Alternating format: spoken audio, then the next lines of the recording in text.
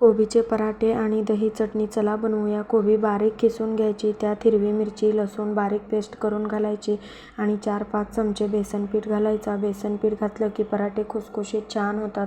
नंतर चिमूटभर हळद, थोडेसे जिरे, थोडेसे ओवा हातावर क्रश करून घालायचे, थोडेसे पांढरे तीळ, चवीनुसार मीठ घालायचा आणि वरून गव्हाचं पीठ त्यावर चाळून घालायचा. थोडं थोडं पाणी टाकून घट्टसर पीठ मळून घ्यायचा आणि वरून थोडंसं तेल लावून 10-15 मिनिट झाकून ठेवायचा.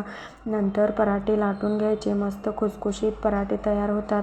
यासोबत साधं दही खाण्यापेक्षा अशा पद्धतीने एकदा दही चटणी बनवून खा, खूप छान लागते. दही चटणी बनवण्यासाठी एका वाटीत दही, चवीनुसार मीठ, थोडंसं साखर, 1 चमचा शेंगदाण्याचा कूट आणि लाल तिखट घालून छान मिक्स करून घ्यायचा. खूप छान लागते दही चटणी. एकदा बनवून बघा नक्की. कोबीचे पराठे आणि दही चटणी मस्त गरम गरम खायला खूप छान लागते. एकदा नक्की बनवून बघा. चला बाय.